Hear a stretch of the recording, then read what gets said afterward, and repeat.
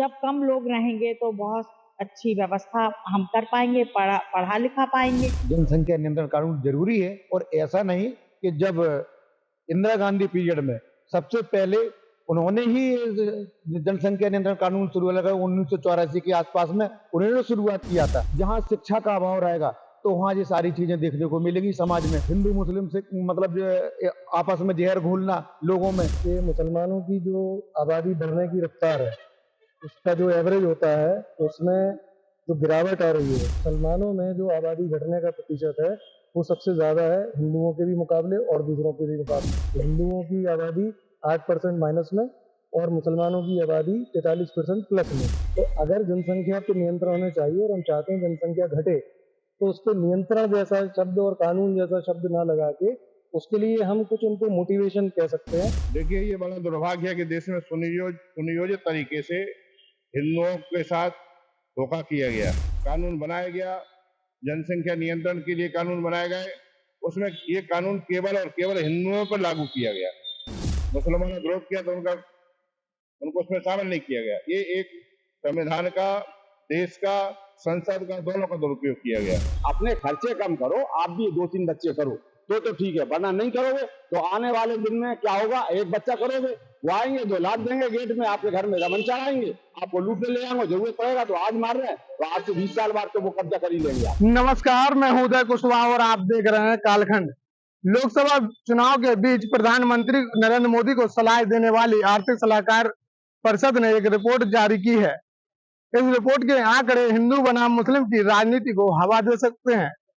इस रिपोर्ट के मुताबिक भारत की आबादी में हिंदुओं की हिस्सेदारी 7.82% घट गई है।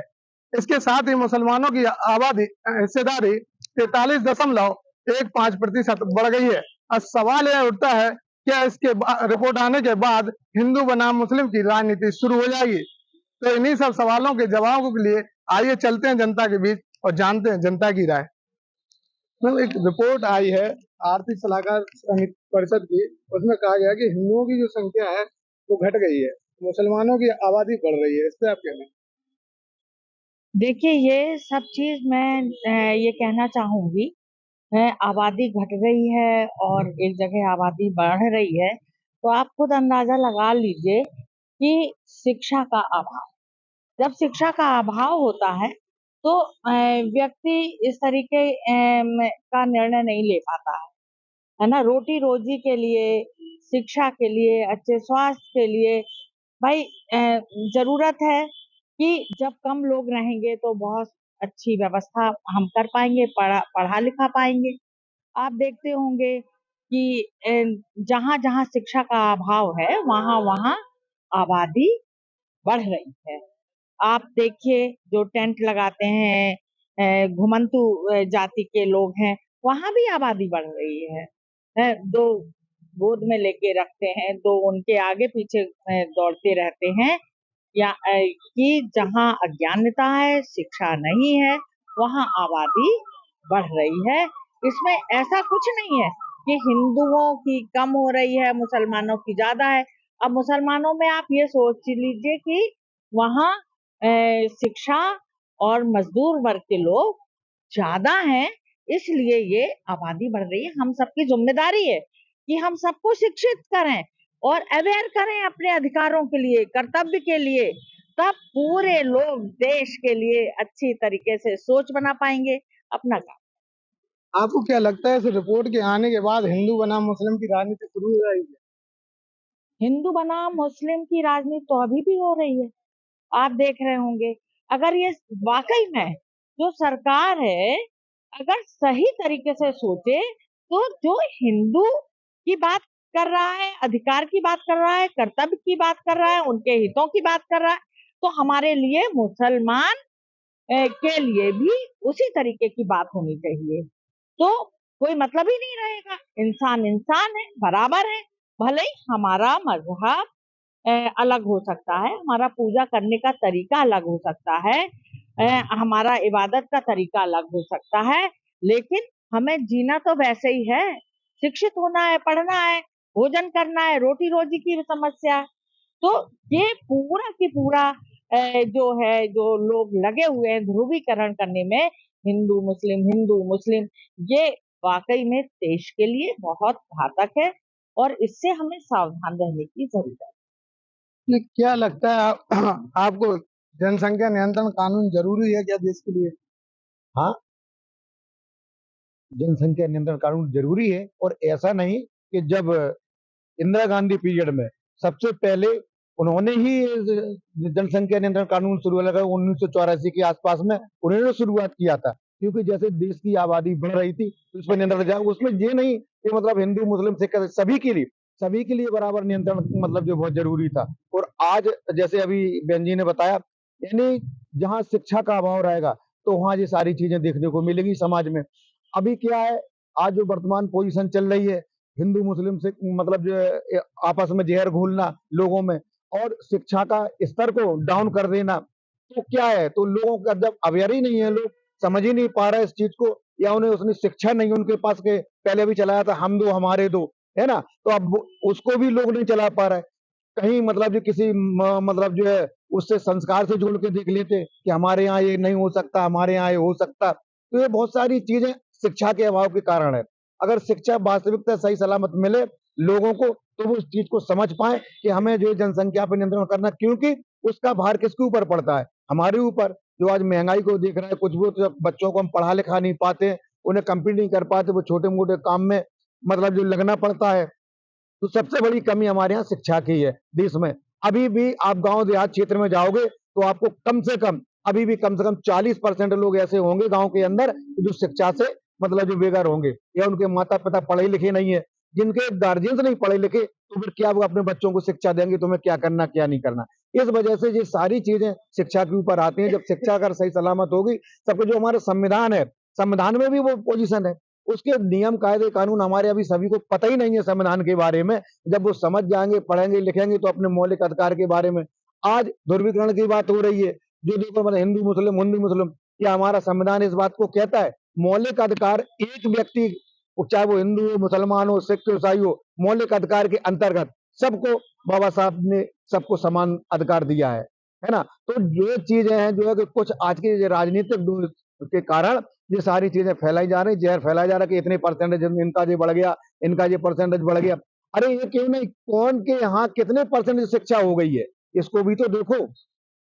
कौन से समाज में कितनी परसेंटेज शिक्षा चल रही है। तो अगर समानता के तौर में आप सही ईमानदारी के साथ एक शिक्षा एक किताब एक विभाग मतलब जो बन जानी चाहिए, तो उसके बाद आप देख लीजिए, तो हर आदमी जब अवेयर हो जाएगा, समझदार हो जाएगा, तो इस पे कंट्रोल अपने आप करेगा। जैसे चाइना देख लीजिए, वहां भी आज मतलब जो है उसके ऊपर का काम चल रहा है ना, जनसंख्या के ऊपर वहां भी काफी रोक लगी हुई है। तो ऐसा ही है कि मतलब हमारे यहाँ भी इस तरीके की मतलब जो होनी चाहिए, नियंत्रण होना चाहिए, लेकिन वो तभी हो पाएगा जब शिक्षा का जो अभाव है वो खत्म हो। सबसे पहले सरकारों को चाहिए कि हम सबको शिक्षा समान कर दें, बराबर की कर दें। जब आदमी शिक्षित होगा तो ये सारी चीजें अपने आप अपने ऊपर लागू करने लगे। ये पीएम आर्थिक सलाहकार परिषद की जो रिपोर्ट आई है, उसे आप किस तरीके से देखते हैं? देखिए, पहले तो रिपोर्ट्स जो है अलग अलग तरह की अलग अलग आधारों पे जारी कर दी जाती हैं, और कभी कभी इनकी टाइमिंग जिस तरह से रखी जाती है उससे कभी कभी इस पे संदेह भी पैदा हो जाते हैं। अब सरकारी आंकड़ों के हिसाब से ही एक दूसरी भी रिपोर्ट थी जिसमें ये कहा गया था कि मुसलमानों की जो आबादी बढ़ने की रफ्तार है, उसका जो एवरेज होता है उसमें जो गिरावट आ रही है। एक तो ये गिरावट आ रही है कि सभी, चाहे वो किसी भी धर्म की आबादी हो, गिरावट सब में आ रही है पुराने समय के मुकाबले। लेकिन जो मुसलमानों में गिरावट आ रही है, उसका जो एवरेज है, उसका जो रेशियो वो सबसे ज्यादा है।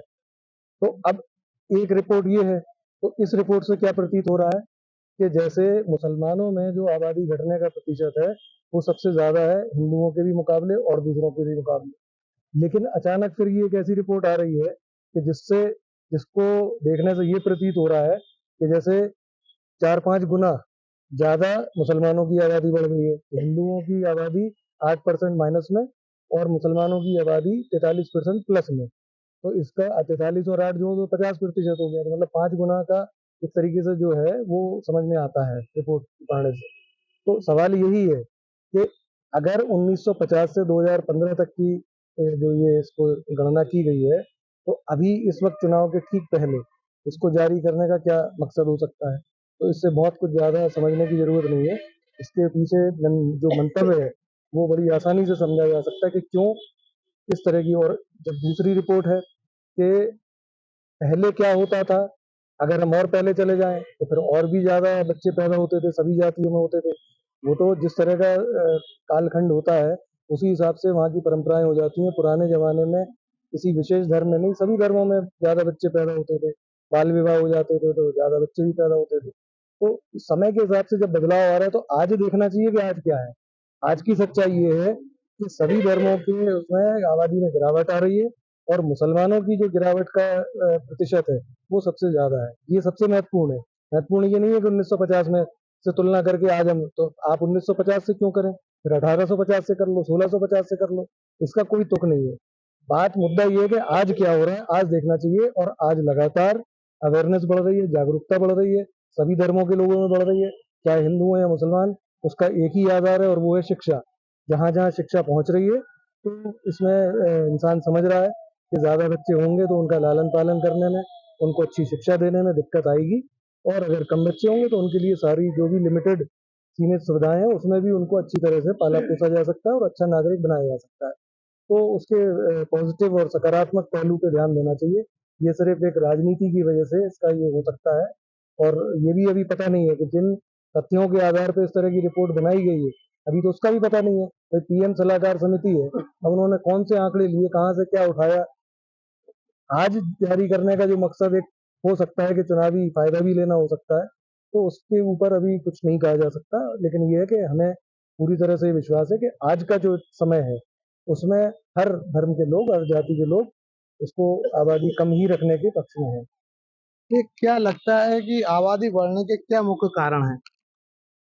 आबादी कहाँ बढ़ रही है इतनी, जिससे कि कारण तो कुछ नहीं। जो आज की रिपोर्ट की आप बात कर रहे हैं कि पीएम सलाहकार रिपोर्ट एक आई है कि मुस्लिमों की आबादी बढ़ रही है, हिंदुओं की आबादी घट रही है, तो ये चुनाव के बीच में ऐसी रिपोर्ट को उजागर करने का सीधा सीधा मतलब है कि वोटों का ध्रुवीकरण कराना, हिंदू मुस्लिम को अलग कराना, जिससे कि बीजेपी को फायदा पहुंचे।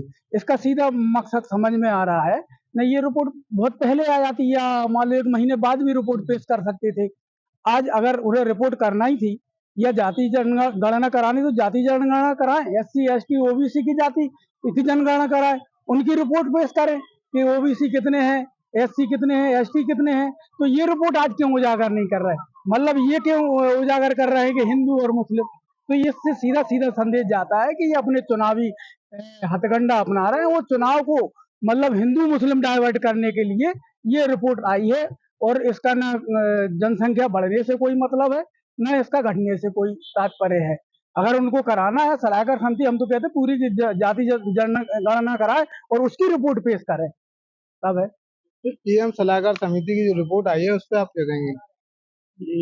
जो भाई ये तो कुदरत की देन है भाई, जनसंख्या तो इसमें हम और इंसान कोई कुछ नहीं कर सकता। और जनसंख्या किसी भी कास्ट की वजह, हिंदू मुस्लिम सिख है हमारे भारतीय, ये दुश्मनों से लड़ेंगे। जनसंख्या जितनी भी हो, ये हमारी जो पीढ़ी दुश्मनों से लड़ेगी। तो क्या लगता है देश में जनसंख्या नियंत्रण कानून होना जरूरी है या नहीं? इस भाई जरूरी, इसके बारे में जो क्या कह रहे हैं हम भी इतना जानते हैं सब, जनसंख्या भगवान की देन है, हम इंसान के हाथ में कुछ नहीं कर सकते हैं। भगवान की से हम नियंत्रण उसी के हाथ में, सब ऊपर वाले के हाथ में। आप क्या कहें? जनसंख्या नियंत्रण कानून की जो बात है, तो देखिए अगर कोई सुधार लाना है तो एक तरीका होता है कि उसके लिए हम सजा निर्धारित करें, पनिशमेंट दें, और एक तरीका होता है कि उसके लिए इनाम देने की कोशिश करें। तो अगर जनसंख्या पे नियंत्रण होने चाहिए और हम चाहते हैं जनसंख्या घटे, तो उस पर नियंत्रण जैसा शब्द और कानून जैसा शब्द ना लगा के उसके लिए हम कुछ उनको मोटिवेशन कह सकते हैं, उनकी हौसला अफजाई कर सकते हैं, लोगों की रिवार्ड कोई ऐसा दे सकते हैं। आरक्षण का एक बहुत बड़ा मुद्दा है, तो आरक्षण में हम उन लोगों को भी शामिल कर सकते हैं। जैसे हम लोग अगर नारी सशक्तिकरण की बात करते हैं तो आरक्षण में ऐसे लोगों को आरक्षण दे दीजिए जिनकी एक ही लड़की है, जिसकी एक ही बेटी है। आरक्षण में प्रावधान कर दीजिए कि सबसे पहले नौकरियों में उसको प्रायोरिटी मिलेगी। पहले तो जिसके कम बच्चे होंगे उसको मिलेगी, फिर जिसकी लड़कियां हैं वो उसको मिल जाएगी, और जिसकी एक ही है तो उसको सबसे पहले मिलेगी। इस तरह का कुछ करने से उसमें लोगों का मोटिवेशन बढ़ेगा।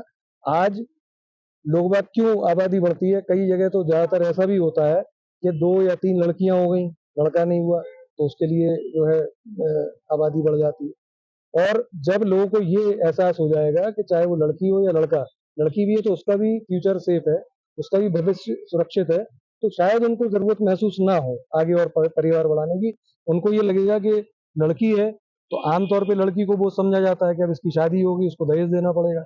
और जब अगर ऐसा कुछ प्रावधान हो जाए कि लड़की है तो एक ही लड़की है तो उसको सरकारी नौकरी पक्की है, तो फिर वो बोझ तो नहीं लगेगी ना। माँ बाप को भी अपना भी बुढ़ापा, अपना भी समय जो अंतिम होता है वो भी उनको सुरक्षित महसूस होगा, तो आगे परिवार बढ़ेगा ही नहीं। तो इस तरह के प्रावधान होना चाहिए कि बजाय नियंत्रण और कानून और इस तरह के प्रावधानों के, उस पे हौसला अफजाई, उनको उत्साहित करना, उनको रिवार्ड देके कुछ उसका करना चाहिए, तो इससे मदद मिलेगी जहाँ। प्रधानमंत्री आर्थिक सलाहकार की समिति की एक रिपोर्ट आई है, उसमें बताया गया है कि जो 1950 से लेकर 2015 तक हिंदुओं की संख्या 7.82% कम हो गई है, जबकि मुसलमानों की संख्या जो है बढ़ गई है 43.15%। इस पे आप क्या कहेंगे? देखिए, ये बड़ा दुर्भाग्य है कि देश में सुनियोजित तरीके से हिंदुओं के साथ धोखा किया गया। जब कांग्रेस की सरकार परिवार नियोजन कार्यक्रम लाई, कानून बनाया गया, जनसंख्या नियंत्रण के लिए कानून बनाए गए, उसमें ये कानून केवल और केवल हिंदुओं पर लागू किया गया।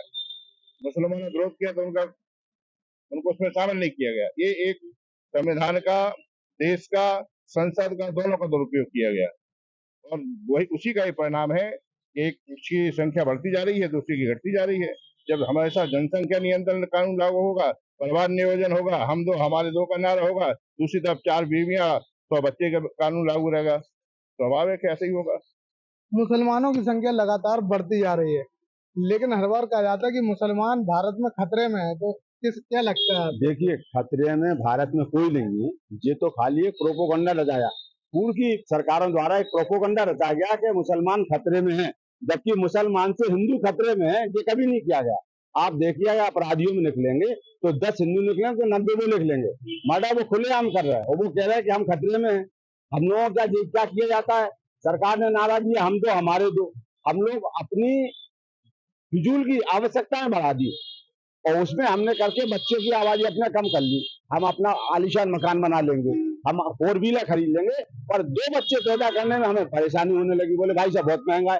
अपने खर्चे कम करो, आप भी 2-3 बच्चे करो तो ठीक है, वरना नहीं करोगे तो आने वाले दिन में क्या होगा, एक बच्चा करोगे, वो आएंगे 2 लाख देंगे गेट में, आपके घर में रमन चढ़ाएंगे, आपको लूटने ले जाएंगे, जरूरत पड़ेगा तो आज मार रहे हैं तो आज से 20 साल बाद तो वो कब्जा कर ही लेंगे आप। तो बताया गया है कि जो है हिंदुओं की संख्या लगातार कम हुई है, जबकि मुसलमानों की बढ़ी है।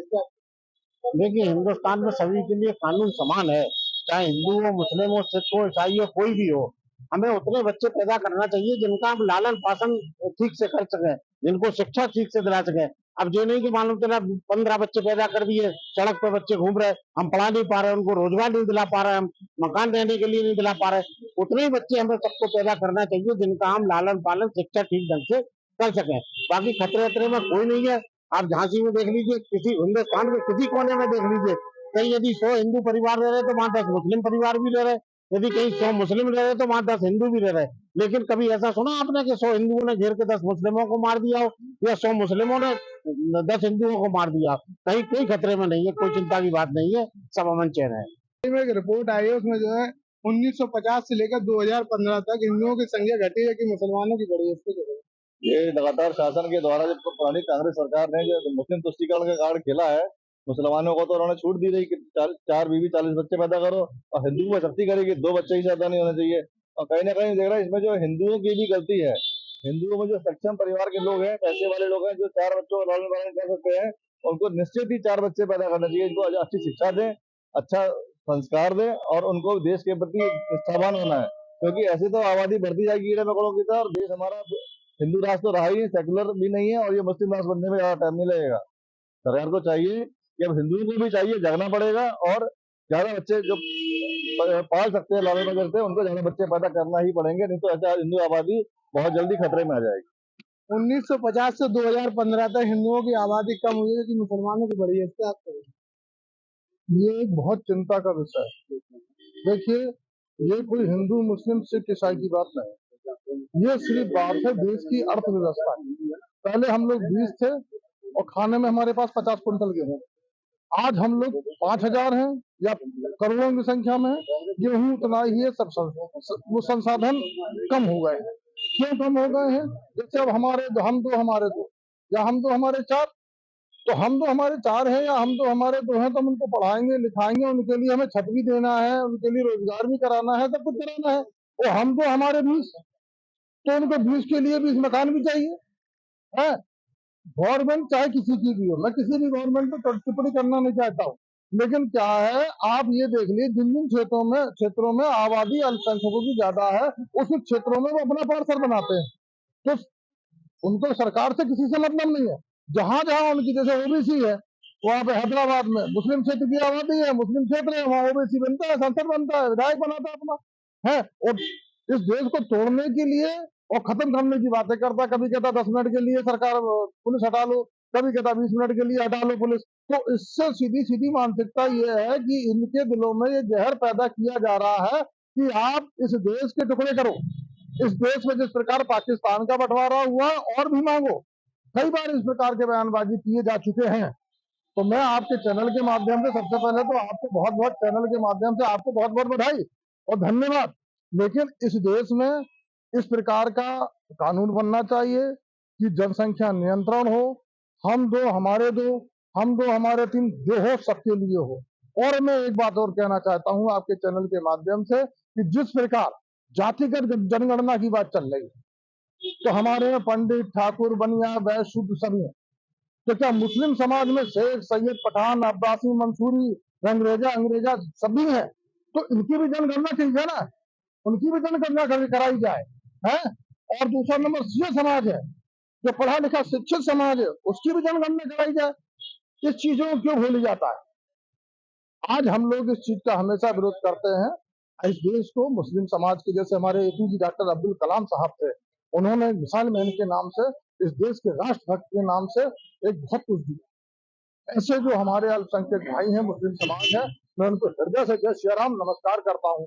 लेकिन ऐसे लोगों का मैं हमेशा विरोध करता हूँ। ये हिंदू समाज विरोध करता है, ये सनातन संस्कृति के लोग विरोध करते हैं, जो रहते यहाँ है। इंडिया पाकिस्तान का मैच होता है, अगर इंडिया हारती है तो पाकिस्तान जिंदाबाद के नारे लगाते हैं, अगर कोई बात होती है तो पाकिस्तान का झंडा लगाते हैं। तो मैं तो देश की गवर्नमेंट, किसी की भी गवर्नमेंट बने, चाहे वो गवर्नमेंट भारतीय जनता पार्टी की बने, चाहे कांग्रेस की बने, किसी की भी बने, ऐसा कानून होना चाहिए कि जो देशद्रोह की बात करता है उसके ऊपर देशद्रोह का मुकदमा लगाया जाए, और उसको देशद्रोह के तहत जहां से पाकिस्तान भेजा जाए, और सर्वे कराया जाए कि कितने लोग इस देश में बाहर के हैं, कब आए, कब रहे, कब इन्होंने अपना खाता खोला, कब बैंक के सदस्य बने, कब आधार कार्ड बनवाया, कब इन्होंने वोटर लिस्ट बनवाई, ये कैसे बन गए, कहाँ के हैं, आतंकवादी ग्रुप के हैं, नक्सली ग्रुप के हैं, कौन से हैं, इन सबको निकाल के बाहर कर दो, हमारा देश अपने आप सुखी हो जाएगा, हर बच्चे को नौकरी मिल जाएगी। तो आपने देखा, जनता ने इस मुद्दे पर अपनी राय रखी। आप भी अपनी राय इस मुद्दे पर हमारे कमेंट बॉक्स में जरूर दें, और ऐसे ही तमाम मुद्दों खबरों के लिए देखते रहिए कालखंड।